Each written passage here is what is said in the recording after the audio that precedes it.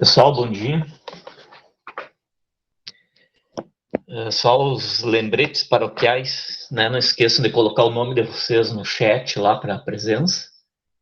Quem puder, depois assiste, que a gente disponibiliza as aulas no Siga a Aula, tá bom? Pessoal, dois assuntos. Hoje, nós encerraríamos a carga horária, tá? Da disciplina, 18 horas ou 18 aulas, no mínimo, né? 18 encontros. Só que vai ficar faltando um assunto ainda para nós trabalhar, que é a parte de carne e carcaças, que seria a aula prática. Então, dia 8, nós vamos ter uma aula, dia 8 não, dia 1º, nós vamos ter uma aula, tá? Falando sobre carnes e carcaças, tá bom? Quais fatores que afetam a qualidade da carne e da carcaça. E dia 8/9 é o prazo para vocês fazerem a devolução do trabalho, tá bom? É o último dia. E no dia 15/9, que espero que ninguém fique de exame, será daí o dia do exame, que ele será feito por agendamento no Google Meet, tá bom? Vou fazer o agendamento, fazer umas perguntas. Vou fazer algumas perguntas, tá? E daí vai ser a questão da avaliação do exame, tá bom? Que vai ficar marcado para o dia 15/9. Então, nossos encontros vão até o dia 1º/9, com a última aula. Vocês têm para devolução do trabalho até o dia 8/9, tá bom? E para aqueles que não devolveram o trabalho até o dia 8/9, nós nos encontramos, então, o dia 15/9, ok? Entendido? Então, tá bom. Tá? Então, falando agora, continuando a aula passada, né, sobre a produção de carne a pasto, cria de animais. Então, nós temos que colocar alguns objetivos dentro da criação, tá? Esses objetivos, pessoal, os sistemas que eu quero trabalhar dentro da minha propriedade. Se eu quero trabalhar no sistema... Professor, o teu áudio está um pouquinho ruim. Como? O áudio? Não dá para te entender direito, não sei se é só para mim ou para os outros também. E agora, melhorou? Eu uso o áudio do telefone, não do computador. Melhorou agora? Agora melhorou um pouco. Tá bom. Qualquer coisa avisem aí, tá, pessoal? Então, quem quiser trabalhar com 14 meses, sistema 18 meses, 24 meses, 36 meses, ou uma mistura desses sistemas, tem que estipular ganhos mínimos de peso dos animais para que eles chegam, por exemplo, os machos na idade de abate pré-estipulada e as fêmeas também na idade de entore pré-estipulada. Claro que não é só o peso que interfere, tá bom? Tem todo o manejo sanitário e o manejo reprodutivo desses animais, né? A questão de seleção também, isso influencia. Então, quando a gente trabalha em sistemas 14 meses, fazendo uma média, tá? Isso aqui é uma simulação de machos nascendo com 35 quilos e fêmeas nascendo com 33 quilos, no caso, o peso de abate dos machos de 420 quilos e o peso de entore das fêmeas de 295 quilos, o ganho médio diário desde o nascimento até esse animal, no caso os machos, serem abatidos, tem que ser em média de 900 gramas. E já o ganho de peso médio das fêmeas tem que ser em média de 600 gramas. Então, desde o nascimento até o entore, essas fêmeas têm que ter uma velocidade de ganho de 600 gramas. Tá? Isso é possível dentro de determinadas raças, dentro de determinados manejos sanitários e dentro de determinados manejos reprodutivos. Tá bom? Os machos é mais fácil, pessoal, tá? Fazer com que o macho tenha uma velocidade de ganho de peso acima de 900 gramas por dia. Quer dizer, fácil não, mas é mais um sistema bem organizado, é mais fácil de ser atingido, tá bom? Então, se o macho pesa 35 quilos e eu quero um peso de abate de 420 quilos, o ganho desde o nascimento até o abate dele aos 14 meses tem que ser em média de 900 gramas. O que tem que ser feito? Tem que ser dado um sistema alimentar de qualidade, não é? Para que esse animal, então, atinja as 900 gramas. Isso a gente começa já na fase fetal da vaca, preparando os tecidos dentro lá daquele crescimento que a gente tem, né, dos tecidos lá, da hiperplasia muscular, ou seja, divisão celular, e logo após o nascimento do macho, uma boa pastagem para a vaca, para que ela produza leite suficiente, para que esse terneiro mame suficientemente e tenha um bom desempenho. E também, após os 20 dias de nascimento, a utilização de sistemas de clip feeding, aonde a gente vai estimular esse animal a consumir o alimento, não é? E consumir o leite, agregando peso. Então, ele sempre vai estar em ganho de peso constante. Com o desmame... Oi. O áudio está muito estranho, parece que está longe do microfone, meio abafado, assim. Não sei, então, o que está acontecendo. E agora, melhorou? Agora, eu tô com a boca no microfone aqui. Agora ficou bom. Pode ficar Então, assim ela toda. Tá bom, pessoal? Vamos lá, então. Então, a gente tem que estipular. No caso dos machos, então, até melhorou para mim aqui, tá? A gente tem que estipular, então, um ganho-peso máximo sempre desses animais, tá bom? Qual é o ganho-peso? O máximo possível, ao qual eles chegam mais próximo às 900 gramas, mesmo antes do desmame. E após o desmame, nós temos que colocar esses machos em pastagens com boa disponibilidade de folha e qualidade forrageira, e mesmo com utilização de suplementações, não é, a campo, para que eles venham atingir acima de 900 gramas, para quando chegarem aos 14 meses, terem um peso, então, de abate perto de 420 quilos. Claro que animais nessa categoria de 14 meses, não é necessário esses 420 quilos. Os frigoríficos até aceitam animais um pouco mais leves, com 400, 360 quilos, no caso de quando fêmeas, tá? Os machos um pouquinho mais pesado, perto de 400 quilos. Já as fêmeas no sistema de 14 meses, o objetivo é ter ganhos de 600 gramas por dia. Então, o manejo inicial é parecido, não é? Um bom aporte nutricional para a mãe antes da parição, um bom aporte nutricional para a mãe pós-parição, usos de creep feeding, só que a pastagem, ou seja, aquilo que eu tenho que fazer com que o animal consuma, a exigência é menor do que os machos, porque ela tem que atingir pesos mais baixos aos 14 meses para serem touradas, tá? Pesos perto de 295, 300 quilos.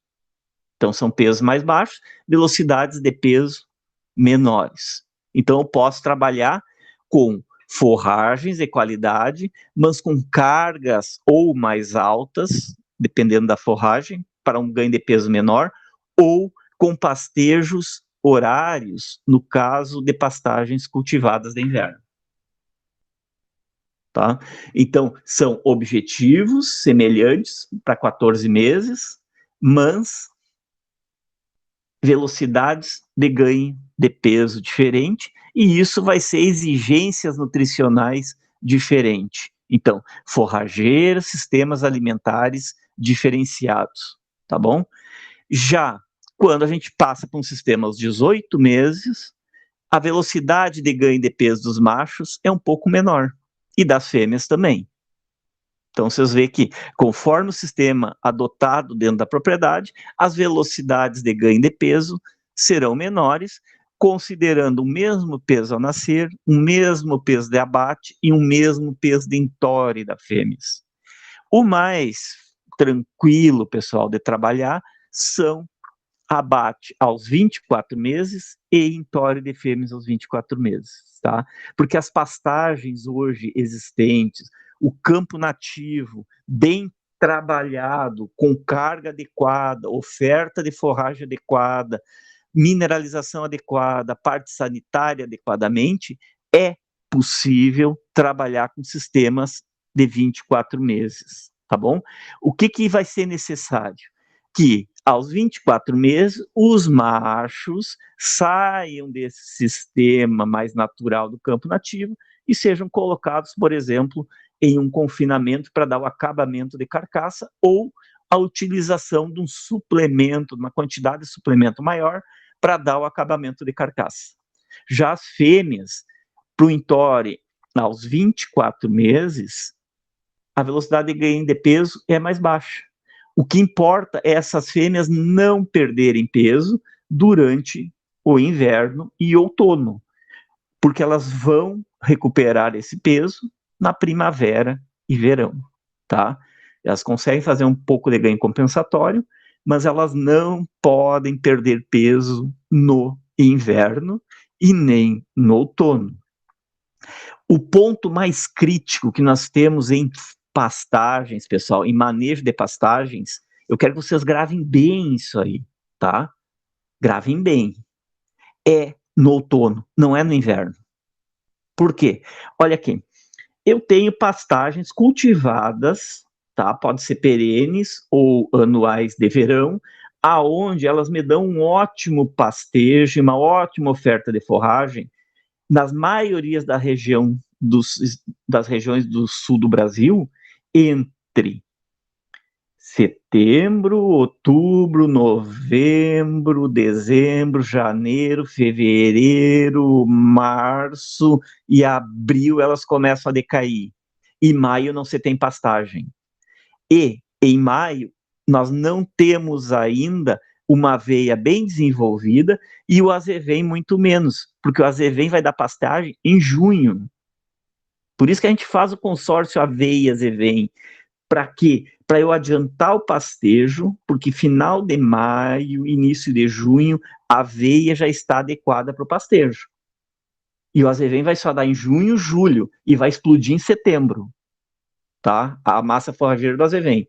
Então, eu tenho um período crítico de 30 dias, aproximadamente, 45, 15, dependendo da região, aonde a oferta forrageira das pastagens de verão, que a gente considera de verão, né, as perenes de verão, cessam seu crescimento em função do frio, do clima, de secas que venham a ocorrer, e as pastagens de inverno não estão prontas ainda. Aqui na nossa região, isso não é tão crítico, porque foi fazer frio agora, não é? Faz frio para nós aqui, frio mesmo, de diminuir o crescimento das pastagens de verão, lá por junho, julho. Esse ano veio dar em agosto, tá? Então nós não temos tanto esse problema, mas nas outras regiões a gente tem um déficit forrageiro de outono. E nós nos preocupamos com o inverno, ainda bem, mas o inverno tem aveia e azevém. E no outono? O que a gente faz? A gente pode utilizar fenos, não é? Guardar silagens, então ter alimentos estrategicamente acondicionados para esse período crítico. Ou também, no caso de campo nativo, é possível isolar uma área durante o verão ali, não é? E quando chegar essa época de escassez de alimento, utilizar essa área diferida para os animais pastagem, tá? Para os animais pastarem. Então, aos 24 meses, não é tão problemático a questão alimentar, tá bom? Agora, quando eu quero imprimir mais tecnologia para abater aos 18 meses, eu já tenho que trabalhar com outros tipos de alimentação, tá bom? E aos 36 meses, pessoal, é tranquilo, tá? Os ganhos médios diários são bem tranquilos, tá bom? Vamos lá. Maximização da utilização da pastagem. Olha esse grupo aqui de terneiros. Eles foram abatidos aos 14 meses, esses animais, só em pastagem de aveia, azevém e também pastagem de capim-elefante, se eu não me engano. Isso, capim-elefante. Tá? Não é capim-elefante. Milheto. Milheto e sorgo. Pessoal, olha a altura dessa pastagem de inverno. Olha a oferta. Está na altura do boleto do animal. O animal não precisa se deslocar para selecionar o que ele consumir. Tá bom? A carga animal que tem nessa pastagem é em torno de 6 hectares. Aqui, se eu não me engano, eram 6 hectares, tinham 36 animais, tá? E olha a oferta forrageira. Olha a oferta. Sobrando forragem. É isso que tem que ser, tá bom? Tem que sobrar, para o animal não precisar se deslocar, não precisar caminhar para pastar. Senão ele vai ter que caminhar nisso aqui, vai ter mais gastos energéticos para o consumo animal. Então, esses animais Devon, da raça Devon, foram abatidos com 14 meses. Mas por quê? Porque foi dado condições alimentares para eles. Pastagens de verão, pastagens de inverno, para eles irem para o abate cedo. Esses animais foram desmamados em maio, vieram para a universidade, isso aqui é a universidade lá em Santa Maria, lá no fundo tem os prédios da universidade, tá? Vieram para a universidade, pós-desmame, já foram para uma pastagem, tá? A pastagem bem passada já de Papuã, saíram da pastagem de Papuã, vieram para a pastagem de aveia, azevém, ficaram nessa pastagem de aveia, azevém lá, que dá permissão, assim, a gente consegue levar a pastagem até novembro, saíram dessa pastagem e foram para uma área de milheto e para uma área de sorgo. Aonde saíram dali, próximo a dezembro, direto para o abate, com peso em torno de 380, 400 quilos. Tá? Uma carne que não tem nem o que falar. Tá? Igual uma manteiga para comer. Não gasta os dentes. E com gordura, com tudo adequadamente. Bom, ofertas de forragem, então. Vou mostrar para vocês alguns trabalhos. Por que eu sou fã do capim-elefante? Tá? Olha aqui, ó. Esse trabalho aqui do Almeida, de 2000, tá, pessoal? Foi trabalhado com resíduos, oferta de planta inteira, então cortava embaixo e media a oferta, quilogramas de matéria seca por 100 quilos de peso vivo. Então, 3,8 quilogramas de matéria seca para cada 100 quilos de animais na pastagem, 7,5 quilogramas de matéria seca para cada 100 quilos, 10,2 e 14. Então, aqui uma pastagem mais baixa e aqui uma oferta grande de pasto. Não quer dizer folhas. Bom, o que foi feito nesse trabalho? Foi medido, então, o resíduo de folhas. Olha aqui, numa pastagem muito baixa, o resíduo de folhas é baixo.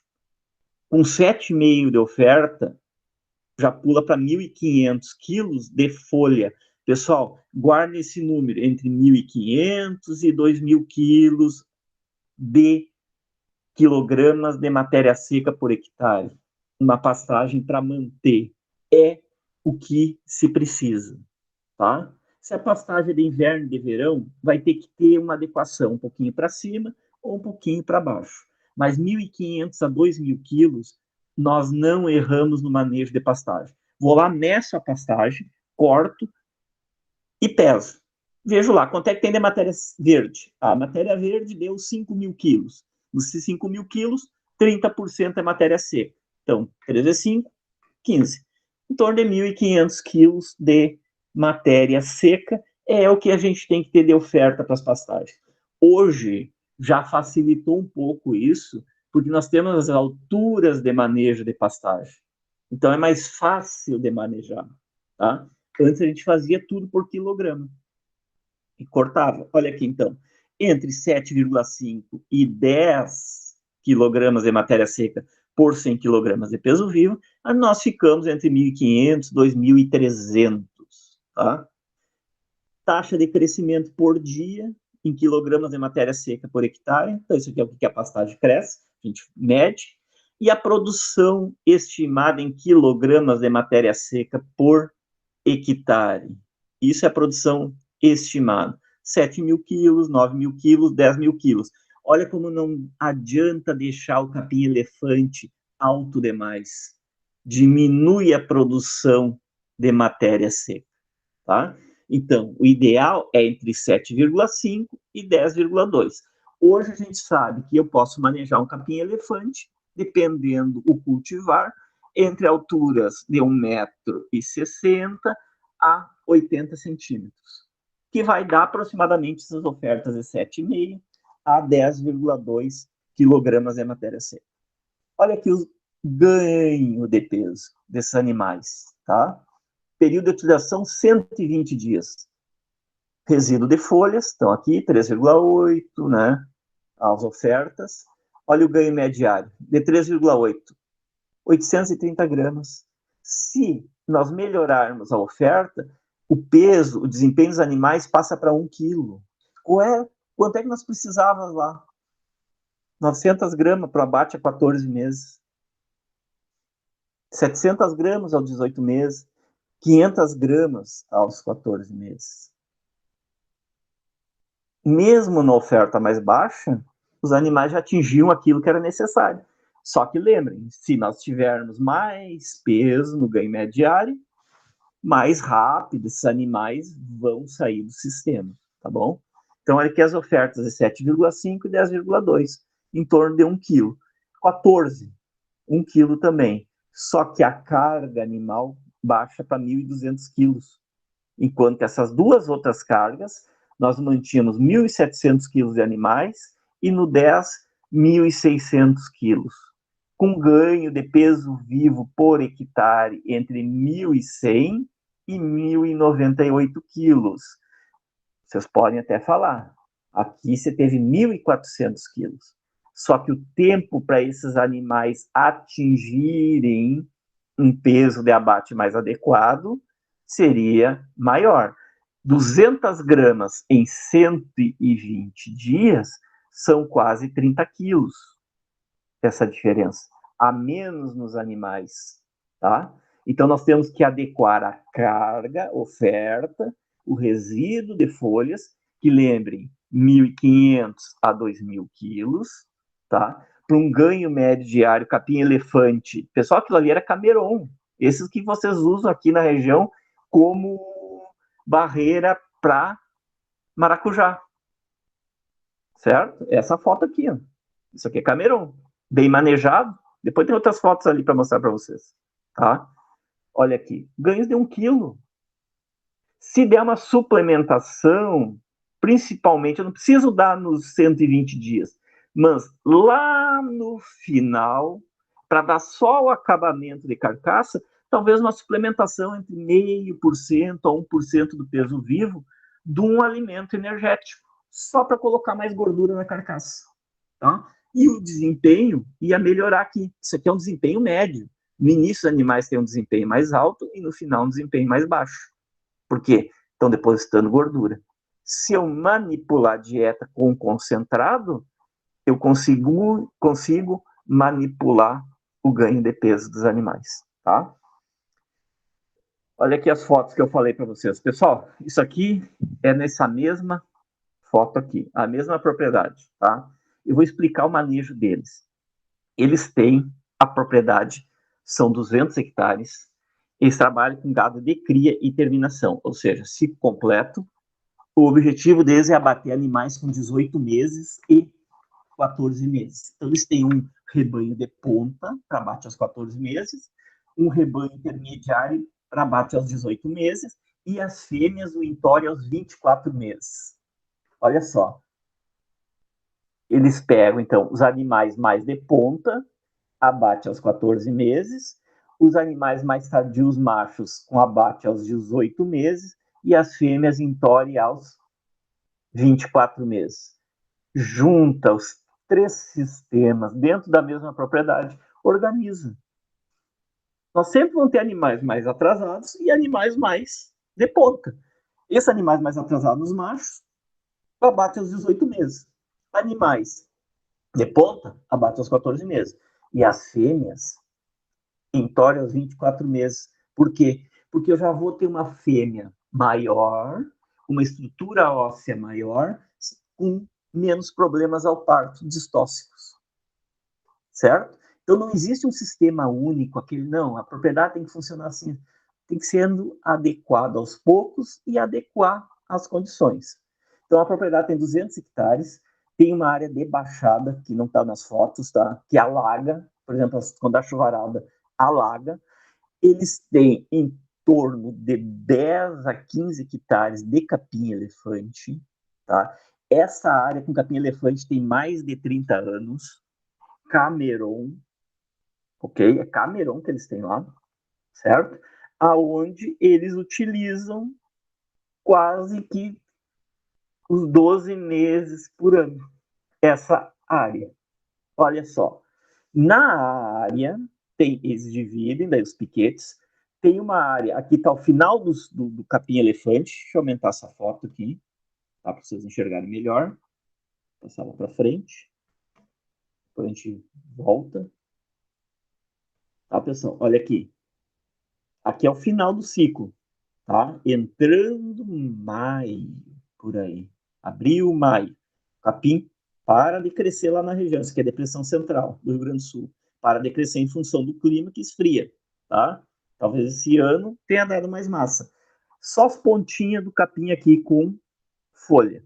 E os animais fazendo a desfolha, os animais que ficaram atrasados, certo? Bom, esses animais são depois... que eu fiz coisa errada aqui. Tá? Esses animais, pessoal, depois, em algumas áreas onde não tem esses animais, algumas áreas onde não tem esses animais, tá? Eles, pode ser assim, eles introduzem aveias e vem, que é essa foto de cima aqui, aonde a gente não enxerga, e essa de foto aqui tirada, aonde a gente enxerga aveia e o azevém no meio do capim-elefante seco, tá? Em outra área, eles adubam. Então, eles dividiram a propriedade em faixas. Quando os animais desfolham, outra área está em descanso. Isso aqui já é ressemeadura natural, tá? Não precisa mais fazer uma ressemeadura muito grande. Até a aveia eles trabalham muito pouco, trabalham mais com azevém nas áreas, tá? Então, olha aqui, ressemeadura natural de azevém no meio do capim-elefante, das toceiras de capim-elefante, tá bom? E em outra área, em descanso, que eles deixam no inverno, eles passam uma capinadeira, isso aqui já é a rebrota do capim-elefante, com um pouco de azevém, tá? Eles passam uma capinadeira entre as linhas do capim-elefante e introduzem, de tempos em tempos, uma adubação à base de fósforo, que é importante para a planta o fósforo, e você sabe melhor do que eu que a migração de fósforo no solo é quase que nula. Então, eles vão incorporando massa e mais o fósforo na pastagem de capim-elefante. Por isso que a pastagem durou, ou está durando mais de 30 anos. Por quê? Dá comida para o pasto, não é? Dá comida e condições da planta crescer, dá condições do animal ganhar peso, fazer ciclagem de nutrientes, ok? Então, não existe pastagem ruim, existe pastagem mal manejada. E é o que se tem mais por aí, são pastagens mal manejadas. Olha aqui, isso aqui é no inverno, certo? Os animais consumindo o azevém aqui no meio. Olha como está seco. O animal não vai comer essa palha, ele vai comer o que está verde, tá bom? E quando chega, como eles têm planejamento forrageiro, tá? Quando chega por novembro, agosto, desculpa, outubro, novembro, aonde o azevém vai sementar e devido ao calor, o capim já começa a brotar, eles retiram os animais e deixam essa massa levantar do capim elefante, e o azevém vai ressementar aqui no meio e vai no seu próximo ciclo de inverno, vai estar implantado na área, certo? Então, aproveitar, pessoal, aproveitar as disponibilidades forrageiras. Isso aqui é lá no meio do Rio Grande do Sul, aonde a geada pega, tá? É tudo seco, tudo seco. Só que com um bom manejo, funciona. Hoje vai estar assim, ó. Se a gente fosse lá nessa propriedade, nós ia encontrar um capim-elefante assim e um azevém assim, tá? E olha aqui, à medida que vai esquentando, o azevém vai finalizando seu ciclo, vai criando grãos, não é? Se isola a área e esquenta, e o capim-elefante, como é uma perene de verão, vai, então, disponibilizar massa. E quando sobra massa, certo? Que não acho que é tudo as mil maravilhas, mas às vezes, por sorte, sobra massa do capim, aquilo que os bois, a carga existente dentro da propriedade, não consumiu durante o período de crescimento do capim, porque o capim tem uma altura de entrada e uma altura de saída. Então, quando essa massa vai ultrapassar a altura de entrada e aquela área não tem necessidade de utilização, é feito feno. Aqui, ó, aqui estão cortando feno. Uma ensiladeira de capim, corta o feno, levanta a máquina, porque o capim-elefante não pode ser muito baixo o corte, levanta mais a máquina, corta o que tem de folha e não de talo, porque aqui tem folha, se você observar, isso aqui é com folha, não é talo, não é taquara, tá? Não é caniço para pescar. Corta essa folha, descarregam, secam ao sol e com a própria máquina eles recolhem esse feno e guardam dentro de um galpão. Pessoal, não precisa ser feno de rolo, bonitinho, não precisa. Para que é esse alimento? Para aquele vazio que pode ocorrer no outono ou, no caso dessa propriedade aqui, eles têm problema com cheias. Quando começa a encher o rio, eles têm que puxar o rebanho de cria mais próximo da propriedade e fornecem esse feno para esse rebanho de cria. Aqui nessa foto, se eu não me engano, tem feno de 4 anos guardado aí dentro desse galpão, que não foi ocupado. Para eles não interessa, sobrou alimento, guarda, que um dia vai ser utilizado. O feno é de baixa qualidade? É, mas para as vacas de cria serve para manter elas aquecidas no inverno e com score corporal adequado. Os machos vão para a pastagem. As fêmeas, na recria, estão na pastagem. Tá? Já as vacas estão no campo nativo, índices de prenhez e parição acima de 80%. Se eu não me engano, eles estão com alguma coisa de ETF lá, já nessa propriedade. Tá? E mantém o rebanho bem alimentado. O segredo é a alimentação. Sobrou pasto, guarda. Sobrou comida, guarda. Um dia tu vai precisar. Se tu não precisar, ok? Se sobrar, tu pode até comercializar esse feno de baixa qualidade, que alguém precisa na região, porque não se adequou, tá? Não fez planejamento forrageiro dentro da propriedade.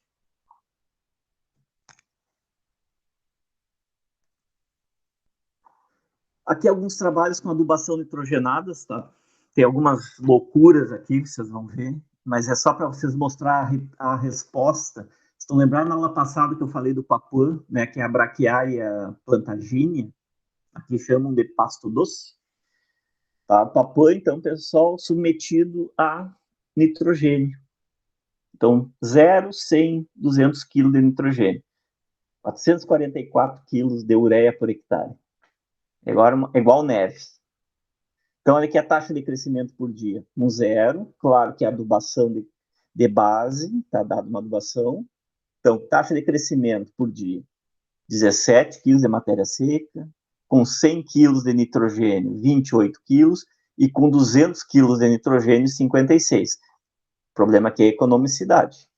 Produção de matéria seca, 4.000, 5.000 quilos. Teor de proteína bruta na planta alterou. Então, com 100 quilos, em torno de 6, aí próximo do que o animal precisa para se manter. E 200 quilos com 7. Isso aqui é efeito do nitrogênio no solo. Até da questão da intoxicação. Vamos lá para o ganho médio diário que interessa. Olha aqui, 0. 800 gramas, 100 quilos de nitrogênio, 884, 200 quilos, 865. Ganho médio diário por dia, o nitrogênio não deu resposta. O que o nitrogênio deu resposta foi na carga animal. Enquanto, sem colocar, tá, o nitrogênio no Papuã, a carga animal foi de 1.000 quilos, com 100 quilos, 1.500 quilos, e com 200 quilos, 1.700 quilos. Um ganho de peso vivo por hectare dia, no 0, a carga animal colocada de 1.000, um ganho de 2,86 quilos. Já quando a carga, utilizando 100 quilos de N, com uma carga de 1.500 quilos, tá? O ganho de peso vivo de 4 quilos. Então, até 100 quilos, pessoal, economicamente e até sustentavelmente, vamos falar um pouco de sustentabilidade, né, que excesso de nitrogênio também é prejudicial ao solo, você consegue um ganho de 4 quilos por dia por hectare. Isso hoje, ao preço de R$ 7,00 o quilo do bovino, né, nos daria, então, uma receita de R$ 28,00 por hectare dia aqui. Enquanto aqui daria uma receita em torno de R$ 21,00 por dia, ok? Então, nós temos, quando analisar esses trabalhos, nós temos que passar para os valores monetários de hoje. Eu não sei quanto está a ureia hoje, tá? Para ver se compensa esse tratamento. Mas num aperto onde vocês têm animais e não tem área, o Papuã, que é uma pastagem que tem de graça, não é? Ela é uma invasora de lavoura de milho, junto com o milhã, ele responde adequadamente ao nitrogênio. Então, os ganhos mediados de 800 gramas, com um ganho de peso vivo por hectare em torno de 2 a 4 quilos. Então, nós podemos utilizar um pouco de nitrogênio nessas pastagens e dar um desempenho animal adequado. Mas lembrando vocês, sempre pensar qual o valor do animal vendido e qual o custo dessa adubação, não é? Não é só o custo do adubo, tem o custo também de maquinário. Então, sempre tem que fazer conta. Sempre tem que fazer conta quando você trabalha com bovinos, tá bom? Aqui um outro trabalho com milheto, também com níveis altos de nitrogênio, de 0 até 300 quilos de nitrogênio, isso dá 667 quilos de ureia, tá, por hectare, com ganhos médios de 500 até 800 gramas. Hoje a gente consegue 800 gramas aí em milheto, tá? Milhetos melhorados, pessoal, tá? Você consegue essas 800 gramas com 100 kg de nitrogênio por hectare, com cargas animais acima de 2.000 quilos. Mas são épocas diferentes e se melhorou o milheto. Esse trabalho é de 1999, tá bom? Olha aqui, olha os ganhos de peso por hectare. 5 quilos, 7 quilos e com 300 quilos 10. Isso aqui é meio absurdo, esses 300 quilos, tá? Responde? Responde. Só que o custo econômico e ambiental para isso é muito alto, tá bom? Hoje você tem respostas, trabalhos mostrando aí com 100, entre 100 e 150 quilos, bons ganhos de peso vivo por hectare no milheto. Por isso que eu digo, milheto é uma excelente alternativa para pastejo durante o verão, tá? Desde que carga animal adequada, até 2.000 quilos, com um ganho médio diário hoje vai dar em torno de 800 gramas, que vai dar um ganho de peso vivo por hectare por dia em torno de 7 quilos. 7 vezes 7 dá R$ 49 por dia, cada hectare, tá?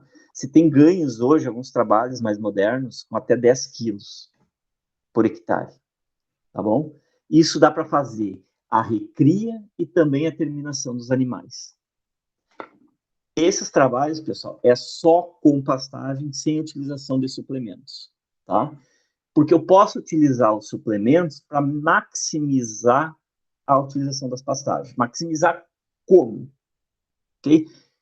Quando suplementar? Por que suplementar? Por exemplo, deu uma seca, a massa forrageira não está crescendo adequadamente, eu posso utilizar um suplemento para fazer, então, a complementação alimentar desses animais. Eu posso utilizar um suplemento para acelerar o ganho de peso dos animais. Se eu achar um suplemento barato que dê resultado, eu posso usar isso. Eu posso utilizar um suplemento para aumentar a carga da pastagem, utilizar mais animais na pastagem. E eu posso utilizar um suplemento para fazer a terminação, o acabamento dos animais. Então, quando eu trabalho suplementação em pastagem, eu posso utilizar desde o início até o final dela, ou posso utilizar ela em épocas diferentes, estrategicamente, conforme a necessidade. E posso utilizar ela, nessa estratégia, apenas no final, lá nos últimos 30 dias da pastagem, para melhorar a condição de carcaça do animal quando em acabamento. Tá bom? Então, por que suplementar? Eu tenho que responder essas perguntas. Quando suplementar e o que suplementar? A área está pouca, eu tenho muitos animais, ou uma seca, não é? Então, eu vou suplementar. Ou para fazer a terminação dos animais. Quando suplementar? Quando for necessário, dentro deste porquê suplementar. E o que suplementar? O que você tem de suplemento mais barato na região. Vamos lá. Nós temos na região que pode ser guardado como suplemento volumoso, por exemplo, as ramas de mandioca.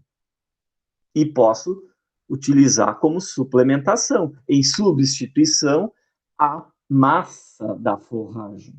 Não a qualidade da forragem, a massa. Enchimento do animal, o animal vai encher e o pouco de forragem de qualidade que ele vai consumir, ele vai aproveitar os nutrientes. O que suplementar que a gente tem na região? Farelo de arroz, pessoal. Tá?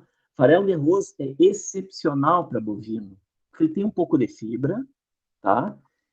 Só que o problema do farelo de arroz é a quantidade de fósforo. Eu tenho que, então, regular este farelo de arroz para quantidade de fósforo. Eu tenho que colocar calcítico. Então, quando eu trabalhar com farelo de arroz, suplementos, eu tenho que saber que eu tenho que introduzir calcário calcítico na dieta desse animal, misturado ao farelo de arroz, para o animal consumir e não dar problemas, não é? Nos ossos dos animais por descalcificação, por excesso de farelo de arroz. Pode dar problemas de queda de dente, pode dar problemas de descalcificação de ossos, pode dar problemas de casco nos animais, tá? Quando a gente utiliza farelo de arroz. Aqui na região agora está entrando soja, então nós temos o resíduo da limpeza dos grãos de soja. Posso utilizar? Deve. Só tomar o seguinte cuidado. Eu estou trabalhando com resíduo do soja, ok? O resíduo do soja vem tudo que é inso, semente de inso que tem na lavoura. Então, se eu utilizar animais suplementados numa área aonde eu vou trabalhar com lavoura, esse resíduo de soja vai virar um excelente ambiente apícola, cheio de invasora, tá? Porque o ruminante vai consumir esse resíduo, parte dessas sementes vai ser aproveitada dentro do rumen para fermentação, e aquilo que não for quebrado dentro do rumen, não for fermentado e as bactérias atacarem, vai simplesmente quebrar a dormência da semente e já sai adubado lá na outra ponta. Então tem que tomar cuidado com suplementos à base de resíduos de soja, em função disso, tá? E resíduos de qualquer planta. Se não for o subproduto, não tem problema. Agora, os resíduos, sim. Por exemplo, aqui também usam muito o resíduo da lavoura de arroz, não é? Tem esse problema de reinfestação de área. Se é capim e eu trabalho com bovinos, ótimo, não é? Agora, se não são gramíneas que vêm ali, são outras plantas que às vezes podem ser até tóxicas para bovinos, por exemplo, a corda de viola, não é? A semente da corda de viola em excesso para bovino, dá distúrbios alimentares, pode até matar o boi.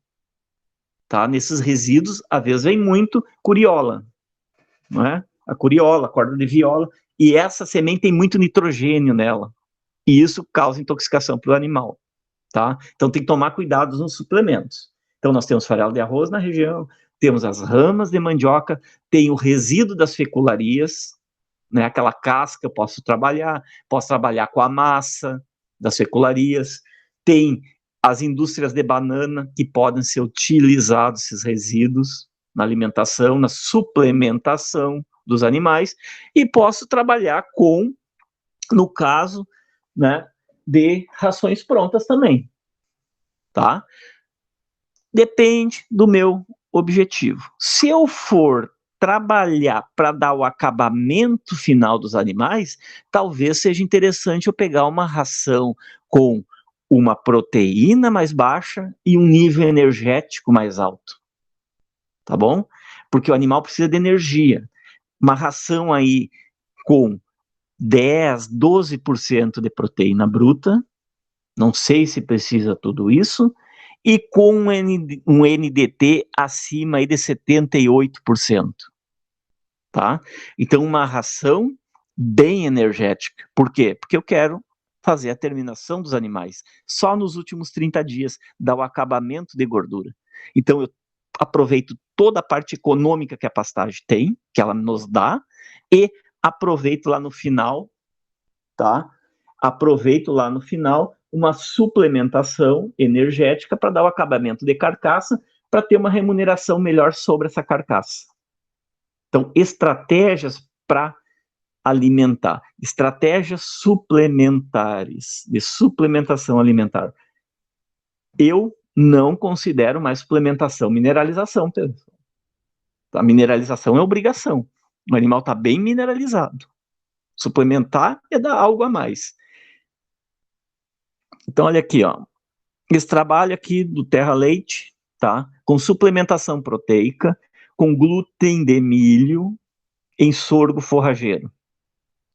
O que ele avaliou? Ele avaliou que o farelo do glúten de milho, que hoje tem bastante no mercado, em função da indústria produtora de álcool de milho, está vindo muito farelo de milho.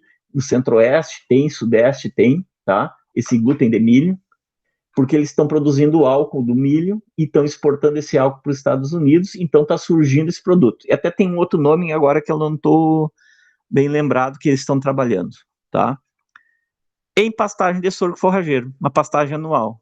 Então o trabalho do Daniel foi o seguinte, avaliar o glúten de milho, que é um alimento proteico, ele tem uma boa quantidade proteica, tá? Em torno de 15, 16% nesse glúten, numa pastagem de verão, para ver o desempenho dos animais. Então ele trabalhou com nível 0 de suplementação, 25% do peso vivo, 50% do peso vivo e 75% do peso vivo. Olha a resposta. Só no sorgo forrageiro, na pastagem, os animais ganharam 630 gramas. Ele suplementou com 25% do peso vivo, o ganho passou para 940 gramas. 50% já não respondeu, e 75 e 50% não responderam. Então, nesse trabalho dele mostrou que se for utilizar suplementação para terminação dos animais em pastagem de sorgo forrageiro, um nível alimentar de 0,25 melhora o desempenho dos animais em 300 gramas, que vai dar um melhor acabamento nas carcaças, com uma suplementação proteica, pessoal, tá? Glúten de milho é um alimento proteico. Esse outro trabalho do Poman, ele trabalhou com casca de soja. Casca de soja também tem, sobre uma pastagem de Coast Cross. Nós podemos passar esse trabalho para cima de um Tifton, para cima de uma estrela africana, de um Gigs, que são muito parecidos com Coast Cross, só que essas outras têm mais folha. É mais interessante que o Coast Cross.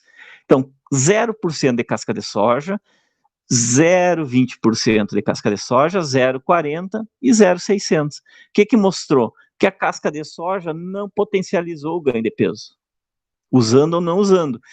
Esses dois trabalhos, pessoal, eu não tenho os dados sobre carga animal. Talvez tenha aumentado aqui, no caso do Terra Leite, um pouco a carga animal também, e aqui não responder a casca de soja e ter aumentado um pouco a carga animal. Aqui o ganho foi de 100 gramas a mais, tá? Isso tem que ver se beneficia, né, o produtor lá no seu desembolso. Se essas 100 gramas a mais compensa, se essas 100 gramas a mais deu melhores condições de acabamento da carcaça dos animais, tá? Então, 2 trabalhos com suplementação.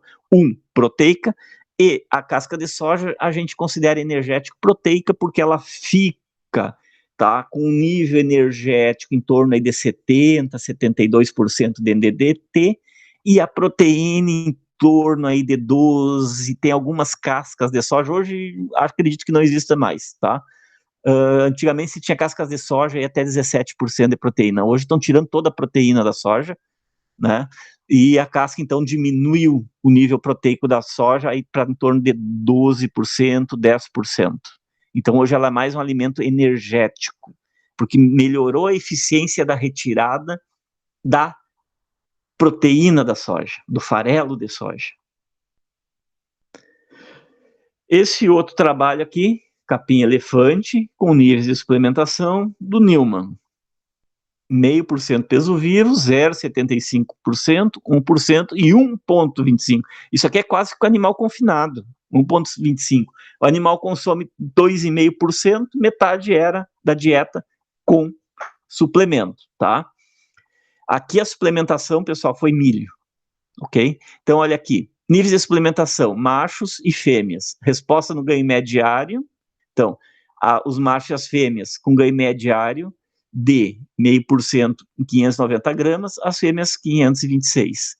0,75 machos 810, as fêmeas 645. Os machos responderam um pouco mais ao nível energético que as fêmeas. As fêmeas aqui, elas começaram a apresentar cio, o que diminuiu talvez o desempenho.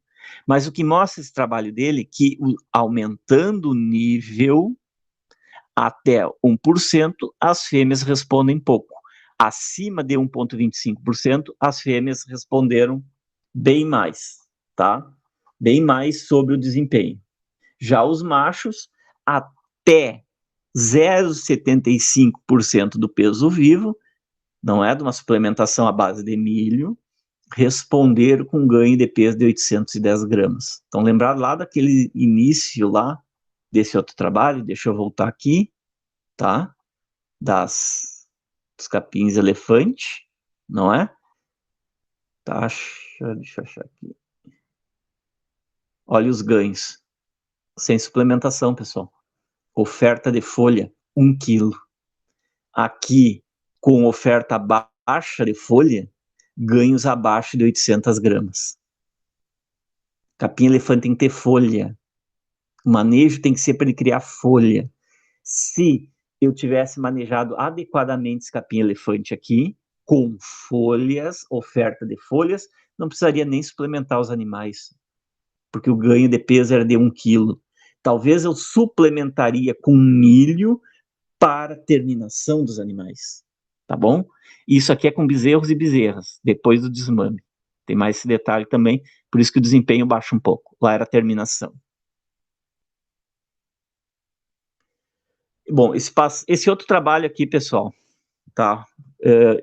Foi eu que realizei ele, tá?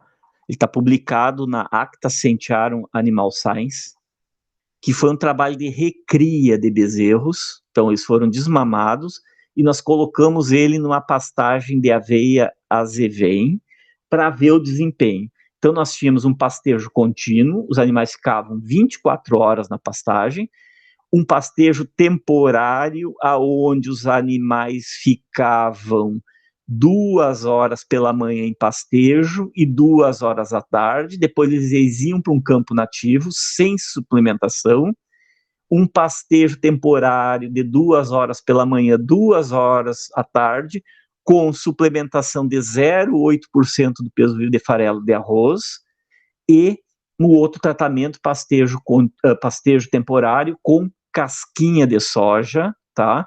Com pastejo 2 horas pela manhã e 2 horas pela tarde, e pastejo com casquinha de soja com 0,8% peso vivo.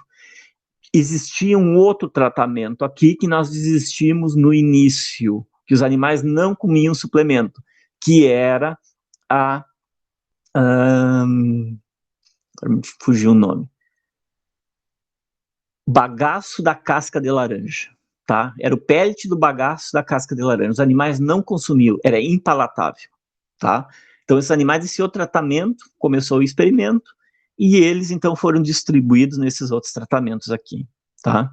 Então, peso inicial dos animais, pós-desmame 180, tá? 189, 207, 197. E, estatisticamente, sem diferença. Peso final dos animais, após, né, a utilização da pastagem, que foi até 15 de novembro, essa pastagem de inverno, de aveia azevém, os animais pastejo contínuo servem com 277 quilos, o pastejo temporário só 2 horas de manhã e 2 horas de tarde, 259, o pastejo temporário com farelo de arroz 307 e o pastejo temporário com casquinha de soja 301. Ok? Então, teve uma diferença entre o pastejo contínuo e o pastejo temporário, e diferenças entre os pastejos temporários suplementados e o pastejo apenas temporário. Então, se eu tenho um objetivo numa propriedade de abate aos 24 meses, eu não tenho necessidade de deixar os animais em pastejo contínuo. Olha o ganho médio diário desses animais, 930 gramas, tá? Olha no pastejo temporário, 730 gramas. Então, lembrado quanto é que o animal, para ser abatido aos 24 meses, necessitavam? Vamos voltar lá. Precisavam de 500 gramas. Para 18 meses, 700. Mas vamos pegar 24 meses, 500 gramas. O pastejo temporário de 2 horas de manhã e 2 horas para tarde é mais do que suficiente. Qual a vantagem? Consigo colocar mais animais por área, porque o animal não vai ficar passeando na área. Ele vai lá, entra na pastagem, enche o rumen, eu retiro ele, coloco numa área de campo nativo, ele vai beber água, vai comer o sal, vai passear, vai comer um pouco de grama para reencher o rumen, e à tarde eu coloco de volta numa pastagem de aveia azevém para complementar nutrientes, tá? Ah, o pastejo contínuo ganhou mais peso. Sim, mas se meu objetivo é 24 meses abate, eu não preciso de 930 gramas, a menos que eu queira acelerar, não é? Quero acelerar o peso dos animais, claro que tem vantagem acelerar o peso, só que a carga animal aqui, pessoal, no pastejo temporário, sem suplementação, é 20% maior que o pastejo contínuo. Já na suplementação no pastejo temporário, a carga animal é de 30%, 40% a mais que o pastejo contínuo. E o ganho de peso, um pouco superior, tá? Farelo de arroz e casquinha de soja. Lembrando que farelo de arroz a gente tem que regular para calcário e calcítico. Essa outra foto aqui, pessoal, tá? É numa área de arroz. Isso aqui é uma área de arroz, tá? Em outra propriedade, aonde é feito pastejo temporário. E com rotação de piquetes. Então, olha aqui, ó. As novilhas ficam 3 horas por dia pastando aqui, porque o objetivo da propriedade é entore aos 24 meses. Então, elas ficam 3 horas, as 3 horas é o suficiente para elas ganharem as 300, 400 gramas por dia que precisam. Saem dessa pastagem aqui, elas rapam, tá? Aqui elas saíram desse piquete aqui do lado. Isso aqui é rapado, fica detonada a pastagem, detona mesmo, e vão para outro piquete. Saíram daqui, é colocado uma ureia, quando as folhas começam a crescer um pouco, colocado uma ureia para responder. Então, olha aqui, ó, aqui foram a recém-saída, aqui, deixa eu ver, 1, 2... Aqui mais ou menos uma semana, depois que as novilhas saíram, esse outro piquete aqui, ó. Uma semana e um pouquinho, que elas ficam em torno de 1 dia e meio, 2 dias em cada piquete desses, tá? Então, olha aqui, ó, uma semana, o azevém já está respondendo, é só botar nitrogênio. Qual é a vantagem do sistema? Como é para novilhas, é 3 horas por dia só de pastejo, só para dar os nutrientes que elas necessitam para crescer e atingir o peso-alvo de Intore aos 24 meses. Questão de manejo. Ah, dá serviço? Dá. Dá serviço para tirar as novilhas, que elas não querem sair. Mas para colocar, abre a porteira, elas vão para dentro. Tá? Então, alternativas para suplementação em campo nativo, pessoal, avaliação econômica, uns trabalhos que foram realizados, tá? Isso aqui são as necessidades dos animais de proteína bruta e NDT, para ganho 0 até 600 gramas, animal de 150 quilos e 300 quilos, isso aqui é NRC. E animais de 300 quilos de 0 até 1 quilo. Mais ou menos o que o animal consome por dia de matéria seca, aproximadamente. Claro que isso aqui tem influência da fibra digestível neutra na dieta. Matéria seca em percentagem do peso vivo. O animal maior consome um pouquinho mais em função do peso vivo. A proteína bruta necessária para o animal desenvolver o ganho de peso. Isso em quilogramas de proteína bruta em relação aos quilos de matéria seca consumida. E a percentagem de NDT que tem na dieta. E os NDT em quilogramas que tem que ser consumidos por dia para ganhar 1 quilo. Então, olha aqui, se eu quero que o animal ganhe 1 quilo de peso vivo, ele tem que consumir 900 gramas de proteína por dia e 4 quilos e 870 gramas de NTT, tá? Com um animal de 300 quilos. Um animal de 300 quilos para ganhar meio quilo, diminui um pouco a proteína e diminui um pouco o NDT. E um animal de 150 quilos também diminui, se vocês verem, diminui um pouco a proteína, né, comparado com 300 aqui, que são próximos 600, 500, e o NDT também vai ser um pouquinho menor, tá? Porque o animal é mais leve, então a exigência em quilos vai ser diferente. Isso aqui é um trabalho, tá, realizado de 96, pessoal, não tem nada de novo, peso inicial, peso de outono, peso final, com níveis de suplementação. Então, nível 0 até 100% do requerimento proteico em campo nativo. Então, peso inicial em fevereiro e peso final do outono, tá? Em maio.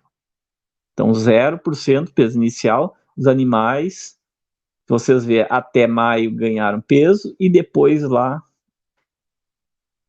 Maio, desculpa, aqui é abril, aqui em maio. Olha aqui, então, o outono, o animal até ganha no início um pouco de peso, mas depois ele perde peso, tá? Porque a pastagem não dá suporte, pessoal. Isso aqui é o tal do efeito sanfona. 306 para 87 quilos são 20 quilos. 20 quilos a R$7, não é? Dá R$140. R$140 que o produtor perdeu em não suplementar o animal, tá bom? Se der 25% do requerimento de proteína, o animal praticamente empata o peso como até 50%. Para empatar mesmo aqui, foi com 75% do requerimento. Isso aqui é para ver que a pastagem não supre as proteínas. Aqui, esse trabalho é de 2006. A partir daqui se começou a utilizar sal proteinado no campo nativo. Porque se eu usar um pouco de sal proteinado, que atinge os requerimentos do animal em proteína, eu consigo empatar o ganho de peso. Eu não é que ele queira ganhar peso, eu não uso sal proteinado no inverno, no outono, tá, pessoal? outono, não inverno, no outono, no déficit forrageiro de outono, para animal ganhar peso, é para animal não perder peso, porque se eu não usar, eu perco 20 quilos, o animal perde 20 quilos de peso. Usando o requerimento proteico do animal, tá atendendo 75% dele, ele já empata o peso. Então, daqueles R$100 que foi perdido aqui, mais de 100, mas eu posso investir R$100 nesse período para o animal empatar o peso. O produtor vai estar ganhando, porque lá na frente esse animal não precisa recuperar esse peso para depois ganhar. Então é isso que a gente tem que enxergar e isso a gente tem que passar para o produtor. Tá? Ó, se o senhor não usar um proteinado durante essa fase, o animal que tinha 200 quilos, 259 quilos, quando chegar lá no final, tá, vai ter 287, mas se o senhor ver a partir aqui de abril, ele tinha mais peso e perdeu 20 quilos. Vamos investir desses 20 quilos, vamos investir 10 quilos em uma suplementação proteinada para esse animal durante 1 mês, 30, 60 dias, até vir uma pastagem de inverno, onde nós vamos colocar esse animal, daí ele vai desempenhar, daí ele vai ganhar peso. Olha a diferença entre um animal com 287 quilos e 326 quilos numa pastagem de inverno. Se o animal ganhar 800 gramas por dia aqui, esse animal aqui em outubro está pronto para o abate, que ele vai ganhar 800 gramas por dia. Esse outro aqui, vocês vão ter que investir numa suplementação para terminar ele. Então investe aqui, que o proteinado é bem mais barato que o farelo de arroz, que o milho, que o sorgo, que esses outros grãos energéticos para terminação. Professor, Oi. E quando usa o sal comum para misturar? Não se usa. Para que está usando sal comum para misturar? Se o proteinado já vem pronto. Pois é, por que tem produtor que usa? A menos assim, ó, tem que ler o que está escrito no proteinado. Quando tu come proteinado, lá vem escrito assim, ó, usar somente ele. Ou ele vem escrito, misturar com tantos % de sal comum, tá? Se vier escrito para misturar com sal comum, pode saber que esse proteinado, ele tem em torno de 60% de proteína bruta na sua fórmula. O comum, normalmente, tem entre 30% a 40% de proteína bruta na fórmula. O animal vai consumir de 100 a 200 gramas por dia esse sal, tá? 100 gramas por dia a 40%, isso vai dar 40 gramas de proteína por dia. É matemática e é nutrição. Agora, se vem lá dizendo que é para misturar, aí tu tem que misturar, senão tu pode intoxicar o animal e o animal vai comer muita proteína, entendeu? Tem que ver o que está escrito lá no rótulo. Mas hoje já está vindo pronto esses sais. Bem pronto lá, ó, só fornecendo coxo. Tem uns que vem escrito, misturar, por exemplo, com 20%, 40%, 50%, 60% de sal branco, ou mineral, né? Tá? Mas normalmente é com sal branco, porque quando vem para misturar, os outros microminerais e os outros macrominerais já estão presentes nesse sal, além da proteína. Tá bom? Conseguiu entender? Professor, sal mineral é diferente do proteinado. Sal mineral é diferente do proteinado. Sal mineral, quando a gente está falando de sal mineral, tá? Eu estou falando de cálcio, fósforo, magnésio, enxofre, todos os outros microminerais, iodo, zinco, cobalto, cobre, tudo isso. Isso é sal mineral. Tá? O proteinado, ele pode vir com esses minerais também. Só que ele vem com uma fonte de nitrogênio não proteico e uma fonte de nitrogênio proteico nele, tá? O que é a fonte de nitrogênio não proteico? Uma ureia, tá? Ou essa ureia pode ser uma ureia de rápida assimilação, que a maioria vem isso, ou uma ureia protegida de baixa degradação no rumen. Ela fica mais tempo dentro do rumen. O nitrogênio proteico, normalmente ele está na forma de farelo de soja. E um pouco de milho ou outros produtos ali para fornecer um pouco de minerais, de proteína. E junto nesse sal mineral vem uma parte energética, que é para dar combustível para as bactérias do rumen, desdobrar o nitrogênio, juntar com o enxofre que tem nele e formar proteína. Vocês não aprendem isso em solo? Que precisa do enxofre para formar proteína? Pronto, você sabe de nutrição animal, de dentro do rumen.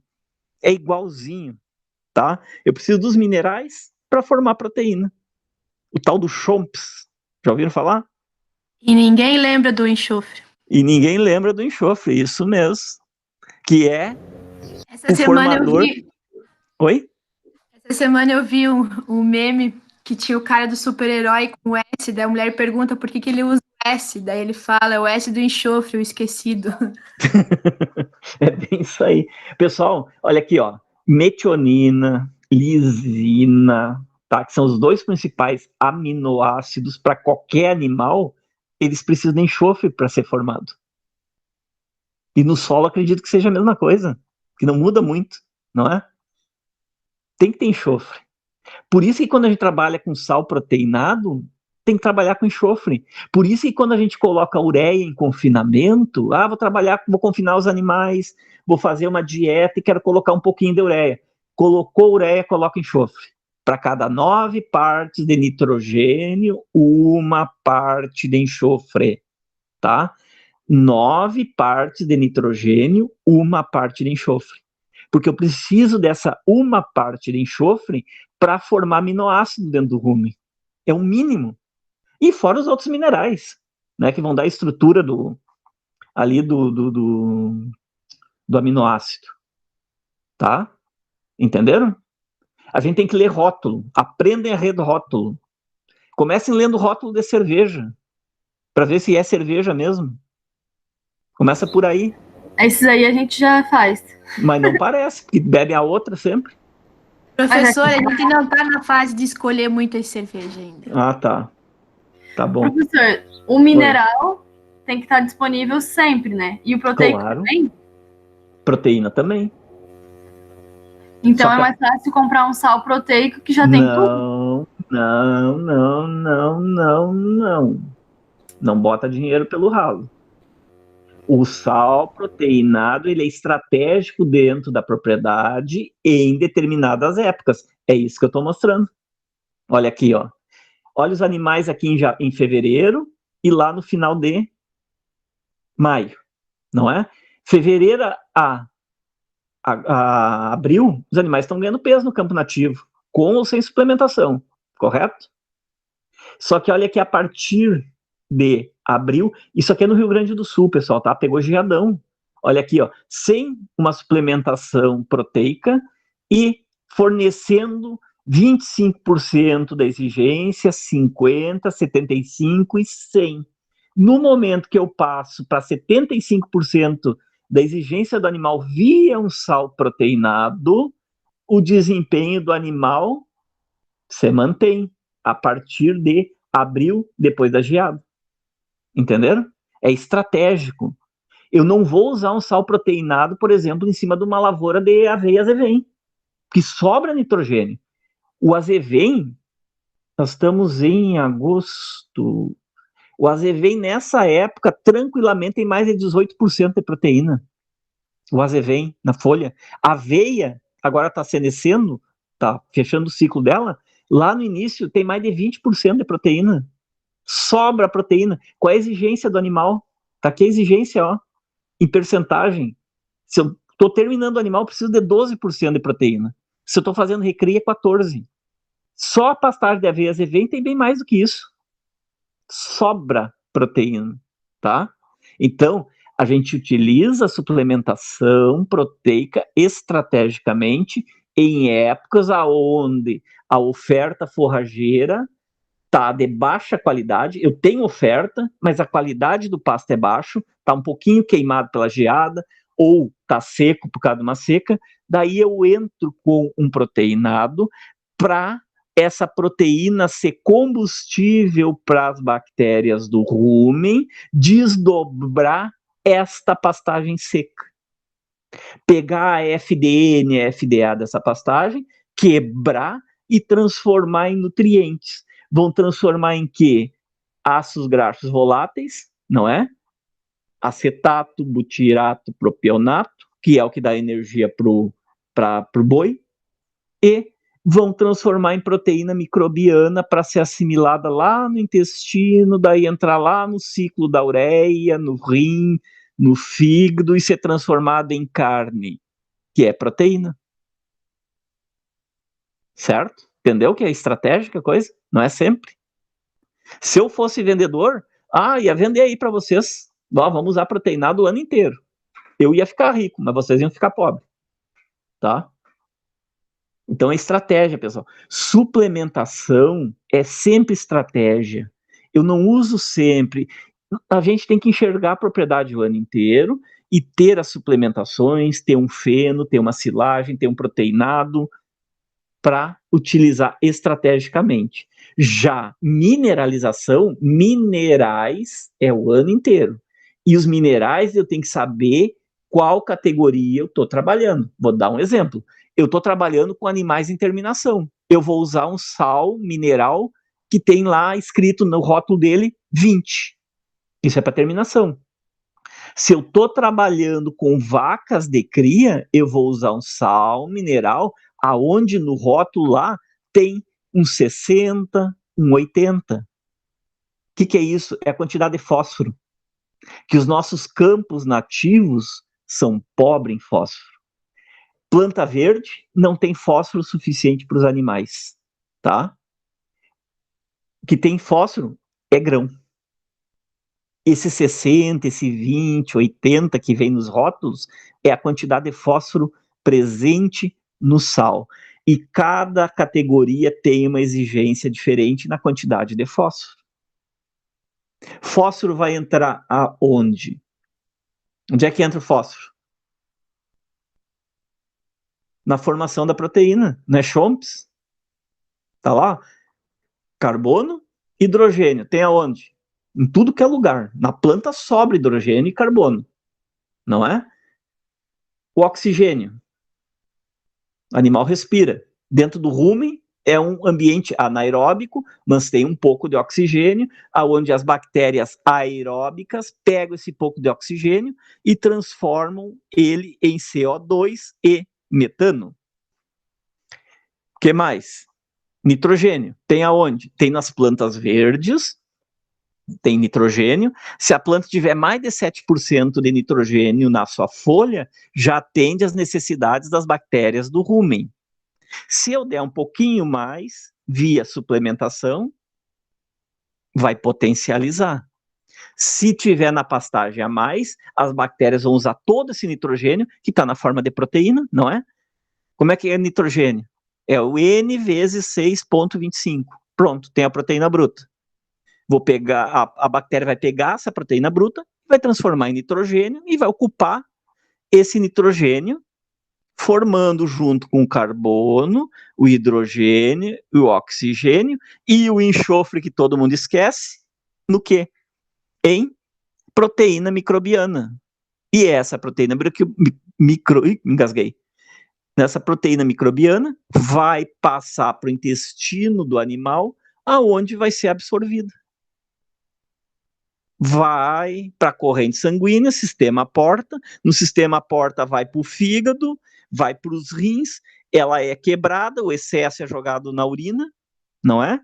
O que o animal precisa vai para a corrente sanguínea, vai para os músculos, entrar esses aminoácidos, porque o fígado vai quebrar toda a proteína em aminoácidos, esses aminoácidos vão ser reestruturados no músculo e transformados em fibra muscular.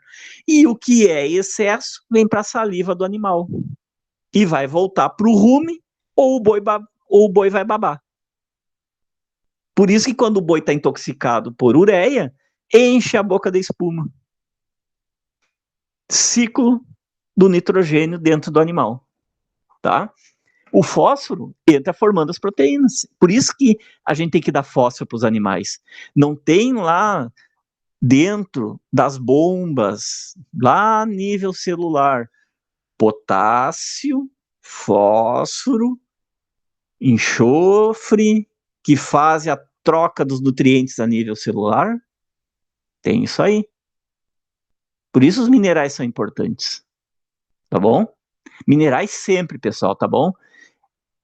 Suplementação proteica estrategicamente. Suplementação energética estrategicamente para os animais. Certo? Ó, o ganho médio diário dos animais, então aqui é o mesmo trabalho com 0 até 100%. Aqui ele dividiu em verão, outono. Então, no verão, 0%, 700 gramas, mas no outono perdeu quase meio quilo. 25% da exigência no verão, 700 gramas de ganho. No inverno, outono ali, perdeu em torno de 45 gramas. 50%, parecido com 25%, não respondeu. E 75% respondeu, pessoal. Empatou. 400 gramas por dia.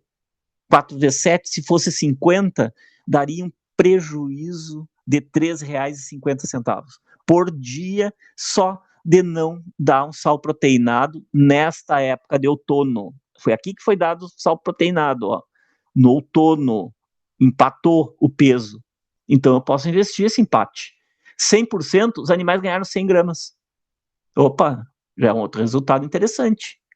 A média de quilogramas de pesos por dia, né, de quilos animais, o ganho de peso, de média, esse foi de 200 gramas e esse aqui foi de 600 gramas. Então, lembrar lá dos objetivos, 600 gramas, 800 gramas, dependendo o objetivo da propriedade, abate aos 2 anos. Suplementa com proteinado no outono. Quanto suplementar? Depende do objetivo. Quer dar uma acelerada? Aumenta um pouco o proteinado em 100% do requerimento do animal para ganhar perto aí de 150 gramas por dia. 150 gramas dá 70 centavos por dia. Dá para gastar 35 centavos, 40 centavos de investimento nesse proteinado e ter lucro, sem contar essa perca de peso aqui. Tá? Média, né, então as médias, diferença no ganho de peso, percentagem, então veio aí 133%, quilogramas de suplemento por dia, aqui foi dado suplemento, não foi utilizado sal proteinado, que nessa época aqui não se tinha sal proteinado, tá?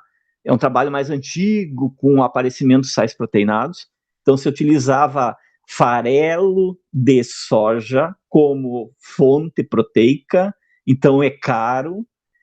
Pessoal, hoje, uma vaca, qualquer animal, não come mais de 300 gramas de sal proteinado por dia. A gente controla esse consumo através do sal branco. Por isso que entra o sal branco nas fórmulas, para controlar o consumo. Porque se eu desse ele sem o sal branco à vontade, tá? Lá num proteinado que manda botar sal branco, o animal ia comer em excesso e poderia se intoxicar e sai muito caro. O sal branco é para limitar consumo. Entre 100, 300 gramas por dia. Tem uns trabalhos mostrando perto de 500 gramas. É muita proteína. Vocês vão estar colocando proteína no campo, tá? Que vai sair o nitrogênio todo no xixi do boi lá e da vaca. Então, olha aqui. Suplementos entre 100 e 300 gramas de sal proteinado. Atende requerimentos de 75 a 100% que o animal precisa e vai dar um desempenho aí de 0 até 160 gramas, tá? Tem os trabalhos no Centro-Oeste, claro que daí com braquiária, tá? Mostrando que ganho de peso em torno de meio quilo com sal proteinado, em torno de 300 gramas por dia. É excepcional. Excepcional mesmo. Aqui o custo do suplemento, mais uma vez dizendo para vocês que era farelo de soja, não se tem mais necessidade de trabalhar com farelo de soja no coxo, trabalha com proteinado. O custo, na época, tá? E dá para fazer aqui extrapolar isso aqui para os dias de hoje através disso aqui, ver se vale a pena ou não.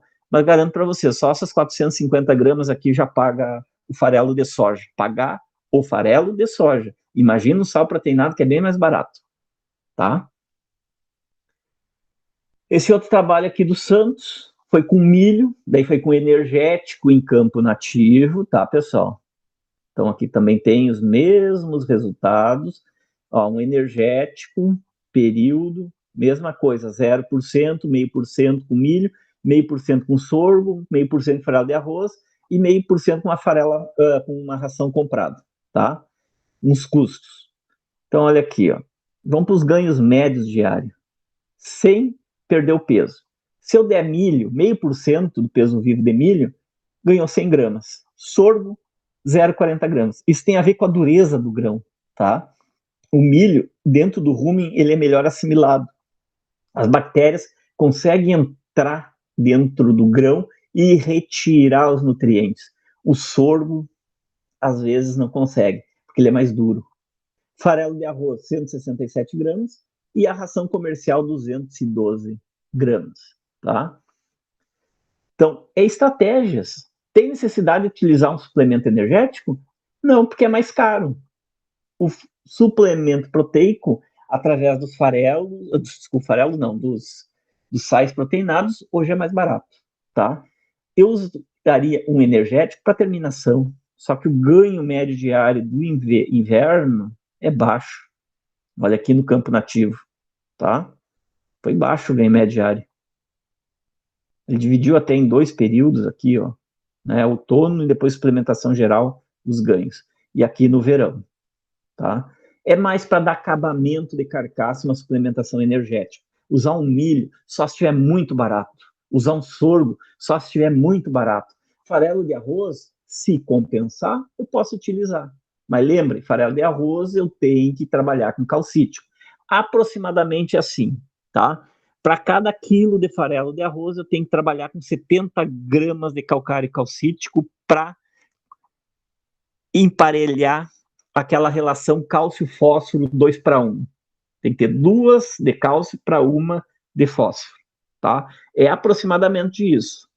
Cada quilo de farelo de arroz, 70 gramas de calcário calcítico. Tá bom, pessoal? Bota um pouquinho de sal branco para o farelo de arroz ficar palatável, senão ele não é palatável, tá?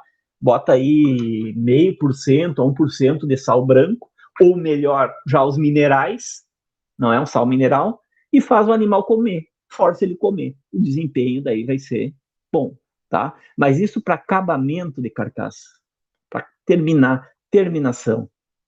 Não tem necessidade de suplementar esses animais, a menos que se tenha um problema de seca, um problema de excesso de carga animal dentro da propriedade. Aqui é os resultados, tá? Também os resultados econômicos, ganhos de peso. Então, vocês veem que não são muito favoráveis esses ganhos de peso com suplementação energética. O que funciona no inverno é mesmo a suplementação proteica em campo nativo.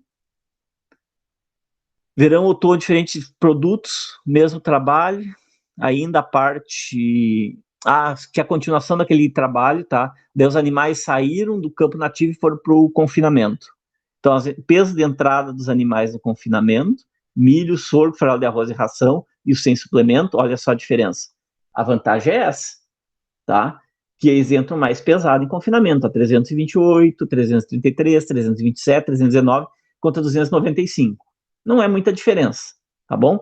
Ganho médio diário no confinamento, o sem suplemento entrou mais leve e ganhou mais peso. O que se chama isso? Compensatório. O animal estava passando fome, o fígado diminui de tamanho, os órgãos internos dos intestinos diminuem de tamanho, então tem menos tecido para manter, para fazer mantença. Quando tu recoloca esse animal em alimentação, ele ganha mais peso, por quê? Porque os órgãos internos têm menos exigência de nutrientes para se manter. E essa menos exigência, ele transfere para musculatura, ganho de músculo e ganho de gordura, tá bom?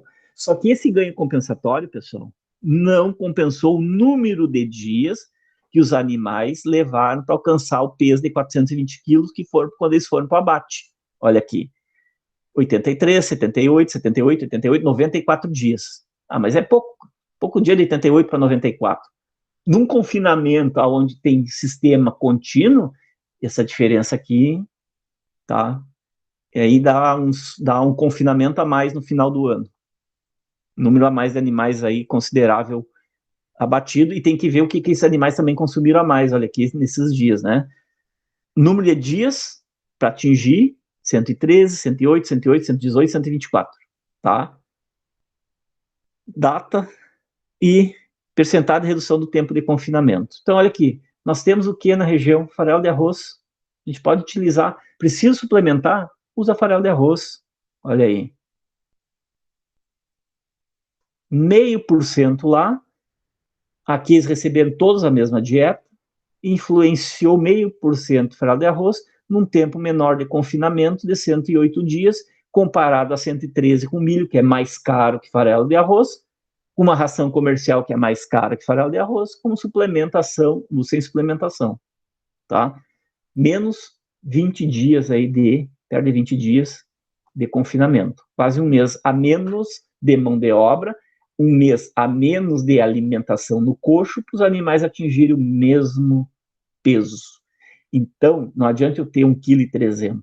Às vezes é melhor o animal vir mais alimentado.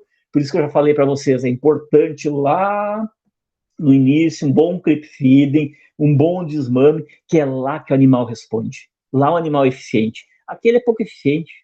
Aquele come bastante para ganhar pouco peso. Tá?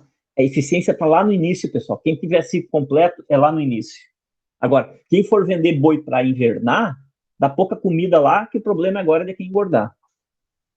Daí o cara vai comprar boi para invernar, para engordar, ele olha esses animais com esses pesos aqui inicial, compra tudo esses de 295 quilos que sai mais barato. Só que ele ficou mais tempo no confinamento. É mais 20 dias de comida.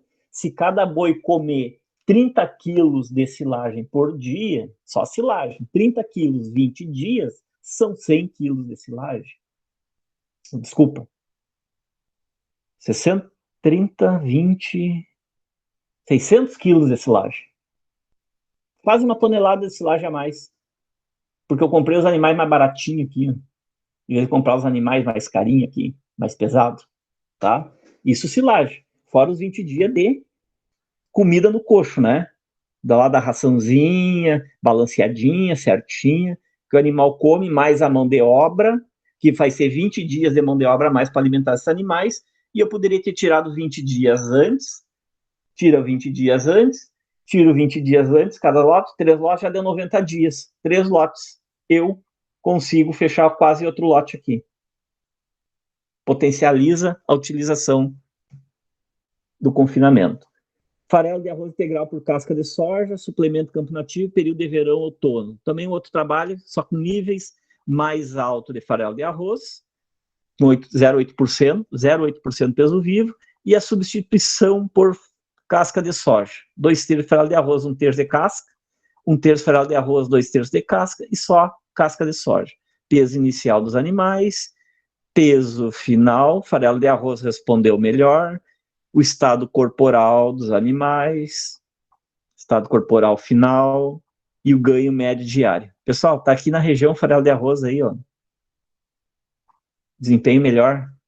A gente pode utilizar ele tranquilamente. Não precisa estar trazendo comida de outros cantos do mundo aí. Aqui na região. Agora, se vocês estão numa região onde tem casca de soja sobrando, vamos utilizar a casca de soja. Apesar que a casca de soja está bem mais baixo o valor proteico, tá? Dessas épocas aqui, onde eram utilizadas antes, e ela está com valor energético mais alto. Então, o farelo de arroz hoje tem mais proteína e menos energia que as cascas de soja. Proteína no farelo de arroz em torno de 12, 14 e 70 de NDT. A casca de soja está em torno de 10, 12 e uns 78, 80% de NDT. Então, hoje ela está mais energética. Talvez a gente fizer esse trabalho de novo e dê alguns resultados diferentes. Para ver se o horário interfere na suplementação do animal no desempenho, tá? Então, ó, manhã, tarde, manhã, meio a meio e tudo de tarde. Ganho de peso. Não interferiu. Não interessa a hora do dia que tu suplementar o animal. Então, são tudo trabalhos que foram feitos para tirar a curiosidade. Porque o produtor diz, não, eu dou para o meu animal de manhã, ele come mais, e parece que ganha mais peso. Não, o outro, eu dou de tarde. Outro. Então foi feito esse trabalho com esses suplementações em horários específicos, e se observou que os ganhos de peso não foram tão diferentes assim, do que alimentar aqui, se fosse pegar, teria dado tratamento toda a tarde, não é? Mas estatisticamente não tem diferença. Peso de novilhas durante suplementação e no período de suplementação de acordo com o tratamento, suplementado, pós-suplementação. Então, níveis de suplementação, 0, 35, 70% peso vivo, início, verão, final, início, outono, inverno e final, tá? Então, mostra esse trabalho aqui que a suplementação para as novilhas dá um resultado maior de peso. Mas isso aqui tem que ver, pessoal, questão de índices de prenhez que não foi feito nesse trabalho, tá? Foi feito só ganho de peso. Claro que essas novilhas aqui, com 0,35, já foi o suficiente para todas elas, tá? No final de monta lá com 320 quilos, foi o suficiente para elas terem uma condição de cria melhor. Primeira monta. Aqui é o mesmo trabalho, ganho médio diário, suplementação, início, peso de inverno, época de monta, é só os pesos. Efeito da suplementação, idade primeiro monta, agora sim o efeito reprodutivo, tá? Idade ao parto, então, com suplementações, as idades ao parto, 28 meses, 48, 60, 72 meses, percentagem de desmama, 90, 93% com suplementação, peso ao desmama dos bezerros, quilogramas de bezerros produzidos, quilogramas de bezerro por fêmea entorada. Então, com suplementação, foi superior ao campo nativo, tá? Quando suplementou, foi superior ao campo nativo o efeito reprodutivo. É questão do estado corporal.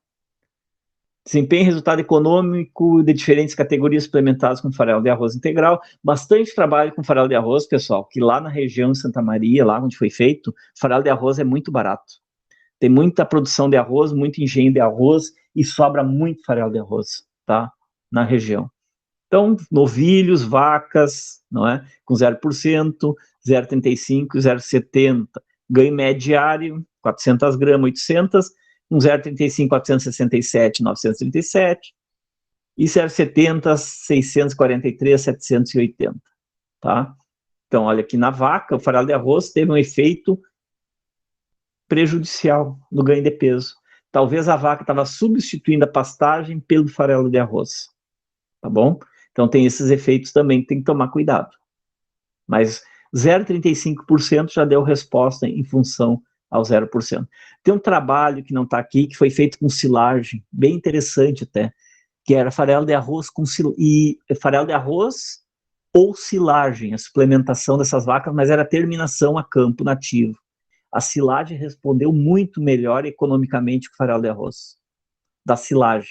1% do peso vivo e as vacas no campo nativo, a none, responderam muito melhor do que o farelo de arroz. Então, são trabalhos que você tem e efeitos que você tem. Aqui é o mesmo trabalho. Benefício da suplementação, velocidade da terminação da vaca de descarte. É aquele trabalho com 0, 35, 70. Então, aqui os dias, né? Peso que demorou, então, os animais para terminação. Tá? Peso médio das vacas vendidas. Então, 0,70 as vacas foram mais pesadas. O peso médio após 61 dias de confinamento. Então, mostra que a suplementação deu resultado para vender animais mais pesados, tá? No confinamento. Apenas isso. Elas entraram mais pesadas e foram vendidas mais pesadas. Peso, ganho médio diário, custo de vacas suplementadas. Trabalho que tem que tirar, que isso aqui é complicado falar de custos, tá? Hoje, porque os custos são outros, mas vamos só no ganho médio diário. Silagem de milho, tá? 700 gramas. Ah, tá aqui o trabalho, ó. Esse aqui foi um casca de soja. Ganho médio diário da casca de soja, 800 gramas. Silagem de milho e casca de soja, 1% do peso vivo dos animais com cada suplemento desse. Silagem de milho está mais barato, vamos usar silagem de milho. Casca de soja está mais barato, você utiliza casca de soja, tá? Os custos, aqui na época, silagem era bem mais barato, saia por dia em torno de R$1 para as vacas comer silagem, e, e a casca de soja R$2. E o custo reais por quilograma de peso vivo, então, R$1,46 na época, e hoje com casca de soja, R$2,37, tá? Aqui tem a silagem de milho, o custo, e o grão de soja. Eu não me lembro o preço do boi vivo nessa época aqui. Esse trabalho está publicado pela Linea Kellerman. Ela publicou esse trabalho, tá? Mas era bem mais econômico, me lembro, cheguei a trabalhar nisso aqui, a utilização da silagem de milho. Tá? A silagem de milho, economicamente, foi bem mais viável que a casca de soja para vacas em campo nativo. Aqui uma coletânea de trabalhos de 96 até o ano 2000, tá? De alguns resultados, lá, com novilhos, pesos iniciais e pesos de abate final, né? De recria, desculpa, para entrar em confinamento. Então, vocês veem que tem uma variação entre anos, não é? Não tem um ano igualzinho ao outro para os animais. Os ganhos de peso, os resíduos de pastagem. Ó, campo nativo, lotação 1,76, 2, 2, 2, 1,30 no ano 2000, função de seca. Resíduo da pastagem, 1.900, 2.000 quilos, 2.000, 2.000, 1.700. Pastagens nativas, tá, pessoal? E os ganhos de peso dos animais. Bom, por hoje seria isso. Dúvidas? Pessoal, lembrando vocês então, tá? Nós temos mais um encontro dia 1º, que nós vamos falar da questão da carne de carcaça, tá joia? O trabalho, vocês têm que devolver aquele trabalho que foi feito, que eu dei para vocês até o dia 8/9, e os que não devolveram o trabalho, a gente se encontra no exame dia 15/9. Combinado? Ô, professor, bom dia. Vale.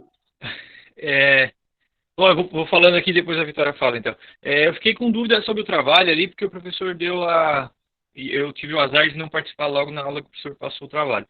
Mas você disse que é para nós cotar o preço do boi, né, pelo site lá do CEPA, lá da Epagre, né? E o custo das vacinas, no caso, é para pegar na agropecuária que a gente conheça. Essa parte ele não ficou bem clara, a fonte que é para ir atrás. Isso, a fonte, tu vai dizer lá, ó, fui na agropecuária lá do Zezinho da esquina, tomei um carro de canha e o preço saiu da vacina, saiu tanto. Tá? Por exemplo, tu tá no Rio Grande do Sul, né? Sim. Bom, tu já se livrou da vacinação da fitosa, senão tu ia ter que botar o custo da fitosa lá. Te livrar esse ano desse custo. É verdade, agora não tem mais. Apesar que cobrava 10 pilas só, mas enfim, agora pelo menos menos 10. Pila é das tuas, né? É verdade. Entendeu? Então tu vai pegar o preço de pago de venda, tá? Que é uma fonte que você tem ali para a região sul de Santa Catarina. Poderia ir no site de matéria, eu acho que tem também aqui no sul, mas é mais difícil de achar. E tu pegar então os custos. Tá. Tá? E daí, pelo que eu entendi ali, eu fiz uma tabela no Excel ali para fazer por cada sistema lá, né? O intensivo 1, intensivo 2, extensivo. Isso. Tá. Isso aí. Daí esse é o custo de venda, né? Beleza. E daí as vacinações, vai ter a vacina não interessa o sistema, né? Vai ter que vacinar todos iguais, né? Sim, mas depende do sistema ali, por exemplo, se tu pegar um sistema mais extensivo, tu tem um número menor de animais e animais mais velhos, não é? Tá, daí tem vacinas que talvez tenha que fazer mais vezes, no caso. Daí eu considero a vacina por ano, então. Isso. Tu vai fazer de um ano. Não é? Dentro de um ano, o número de vacinas que tu vai utilizar. Então, tu tem um perfeito. sistema ali que tu vai ter um custo. No outro sistema vai ser outro, no outro. Tá. Por isso que tem a receita bruta, a venda dos animais, e tem o custo de vacinação. Tá. A receita bruta e o custo de vacinação vai te dar uma ideia de qual sistema está sendo mais eficiente só na parte sanitária. Tá. E uma última pergunta, daí passo pro pessoal. Eu te mandando uma tabela de Excel, pode ser assim o trabalho, né? Pode ser, desde que tenha teu nome, a turma, tudo certinho. Sim. Aham. Mas eu tô Não, pensando assim, tu sabe que o professor é meio picareta, né? Tu manda a tabela de Excel, numa das tabelas de Excel, na outra tu bate o print e cola um PDF para te garantir. Ah, tá, pode deixar, vai que você altera meus dados, né? O professor pode alterar os dados. Vai ficar. Não, mas beleza, peguei. Agora eu peguei o que faltava do trabalho, então. Aí, assim que eu conseguir fazer, eu já mando para ti pelo e-mail. Ei, não te esquece que o professor também pode usar a tua tabela na próxima aula e dizer que é dele, né? Não tem problema. Se eu passar, fica de brinde. É só colocar a fonte, né? Isso, coloca a fonte. Coloca a fonte agropecuária fulana de tal. Isso mesmo. Tá, sucesso. Pode deixar que eu coloco ali. Ótimo. Mais dúvidas, pessoal? Professor, e a silagem de mandioca Que de tem? Hammer? É uma boa suplementação? Sim. Quanto ela tem de proteína? Depende se tá com a folha ou sem a folha, né? Só que geralmente ele tem folha. Se tiver folha, tem mais proteína e tem menos FDA e menos FDN. O animal vai comer mais e também vai ter mais energia. Então depende do estágio que foi coletado essa silagem. Tá? E isso tem o trabalho do Eliseu. Tem um trabalho do Eliseu que tá para ser publicado. Não sei se já foi publicado. Ele fez lá dentro dos silozinhos, né? E fez laboratório disso aí. Tá?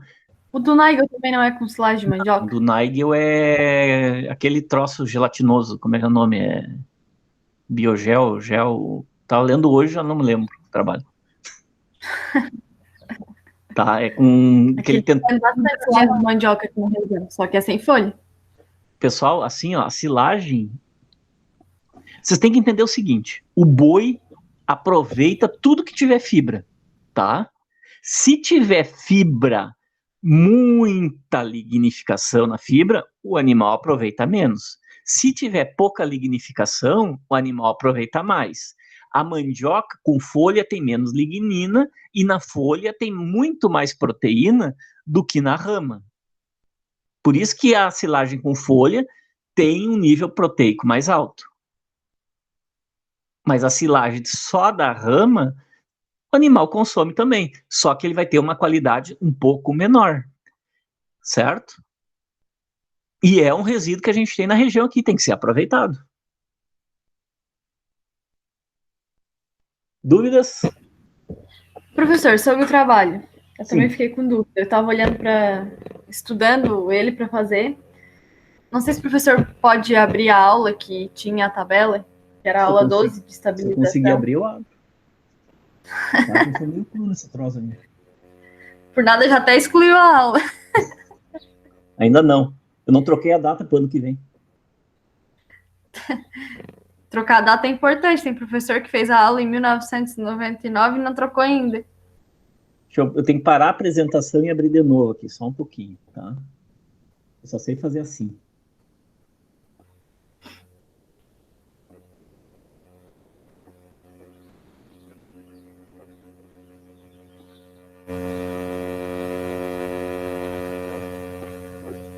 Abriu, né? Isso aí. Ainda não. Essa aqui é a estabilização do rebanho. Abriu? Isso, agora abriu. Aí é lá no final que o professor botou as tabelas, né? Vamos lá. Aqui. Não. Ué, cadê? Roubei? Excluiu a tabela. Excluí a tabela. Não, deixa eu ver. Ela tá por aqui. Acho que é essa aqui. Extensivo, equilibrado 1, 2 e intensivo. Isso. Tá, agora eu acho que o Christian também ficou com dúvida nisso, não sei se os colegas também. Mas daí o professor pediu para procurar os preços das vacinas e ver o preço do boi no dia, né? Isso, olha aqui, ó. De direito como fazer o trabalho em si. É para Olha copiar aqui. os dados dessa tabela Isso. e colocar o preço das vacinas e o preço do gado? Aqui tu tem o seguinte, tu tem 72,40 vacas. Tu não vai ter 0,40 vacas na propriedade, não é? Sim. Nesse extensivo aqui. Então tu vai regular para 73 ou para 72. Touro, 2,88. 3. 16,40. Tu vai arredondar esses números aqui, ok? Tá. Tudo bem. A tua venda de vaca no sistema extensivo é 10,85 vacas. Então tu vai arredondar para 11 ou 10 vacas. E depois tu tem a venda de novilhos, que é 5,18. De novilhas. E mais 15,67 boi. Isso é tua receita. Quantos quilos vai ter esses animais em 4 anos? Tu vai botar lá, vai ter... Eu vou vender com 460, vou vender com 500, vou vender com 600 quilos. Daí tu tem lá na Epagre o valor do boi, não é? Sim. Um dia. Se é vaca, menos 20% do valor. Tá? Acho que tem explicado isso aqui embaixo, deixa eu ver. Tem, o professor Então, colocou. porque os preços de venda do boi, da vaca e da novilha, tá? Ó, preço do boi, preço da novilha 10% inferior e vaca 20%, tá bom? Então Tá. tu tem a tua receita. Tua venda dos animais, beleza? Aham. Depois tu tem preço dos medicamentos, vacinas e vacinas. Aqui, quantas vacas tu tem no rebanho? 72. Quanto tu vai gastar de ivermectina para essas vacas?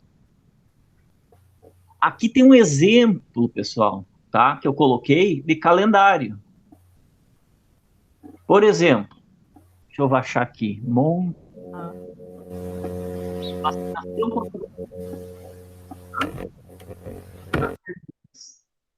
ter quantas terneiras? Tá? Eu tenho bezerras de até 1 ano, eu tenho 16. Então, eu vou gastar 16 doses de brucelose. Qual é o custo da dose de brucelose?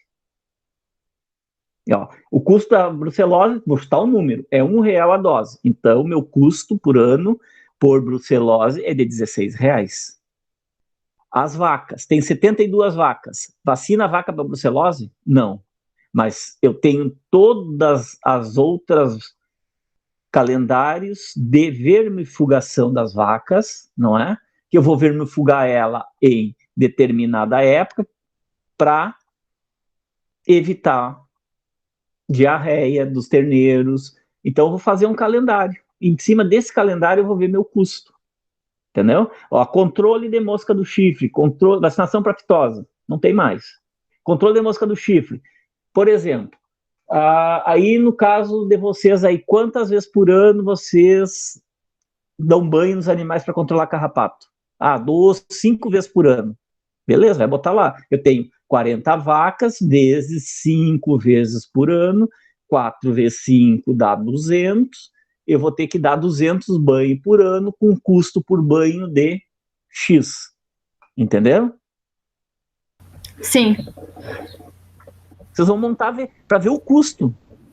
Para ver se qual desses sistemas aí tem uma maior lucratividade. Ou ser extensivo ou ser muito intensivo. Só nessa parte sanitária. Nós poderíamos colocar aqui, por exemplo, eu dar para vocês assim, ó, vocês vão pegar um sal mineral aonde os animais vão consumir bovinos, bezerros, 50 gramas por dia e vacas adultas 150 a 200 gramas por dia. E vocês calcular o custo só de mineralização. Que a gente sabe que é mais ou menos isso que o animal consome também, de sal. Daria para já colocar dentro dos custos. Depois, arrendamento. Daí a gente vai montando os custos, entenderam? Mas o principal para a gente enxergar o sistema é a parte sanitária. Vacinação contra a leptospirose. Tá aqui. IBR e BVD. Esse dia tu me perguntou do carbúnculo, te lembra? Sim. Tá. Carbúnculo. Vocês vão vacinar todo o rebanho para carbúnculo ou vacina só os novinhos? Tudo. Então tu vai botar lá o custo da vacinação de carbúnculo para todos os animais da propriedade. Entendeu? Para leptospirose. Aqui, IBR e BV, que na verdade é tudo aqui, ó. Essa vacina para carbúnculo que hoje a gente compra, ali é clostridiose. Ali, ó. Clostridiose, tá? Ela já vem para leptospirose, IBR, BVD tudo no mesmo tudo no mesmo frasco. Por isso que eu te lembro que disse assim, vê o que tem na bula lá escrito, vê o que pega. Senão eu vou ter que comprar uma vacina para Clostrídio, comprar uma outra vacina para leptospirose, comprar uma outra vacina para IBR, uma outra vacina para BVD. E às vezes já vem tudo na mesma. Por exemplo, se eu comprar tudo separado, vamos dizer que cada uma custe 50 centavos, as 3 ali. Vai dar R$1,50. E uma que venha tudo custa R$1,40. Qual que é mais barata? Deu R$1,40, né? Por isso que a gente tem que ler o que está escrito nas bulas para pegar o máximo possível de enfermidades para diminuir a mão de obra, que é cara, e principalmente, pessoal, cada vez que eu manejo os animais dentro da propriedade, o animal perde peso, tá? Ele perde o desempenho de 1 a 3 dias. Se o animal está ganhando 500 gramas por dia, ele pesa 1,5 kg por dia. Ele perde 1,5 kg durante o manejo. Porque ele se estressa, para de comer, passa sede, passa calor na mangueira, não é? E até ele voltar ao estado normal dele, depois que a gente joga ele na pastagem, ele demora de 2 a 3 dias para recuperar. Porque ele se estressa com a mangueira. Então, quanto menos eu manejar, mais eu concentrar minhas vacinações, melhor. Porque eu menos manejo. O que mais de dúvidas? Era isso. Isso aí? Mais alguma dúvida, pessoal? Então, agora vocês aproveitam, façam o trabalho a semana que vem e vocês têm até o dia 8 para me entregar, tá? E dia 1º a gente encontra para falar sobre carnes e carcaças. Pena que não vai dar aula prática. Mas essa a gente marca para outra hora. Um abraço a todos.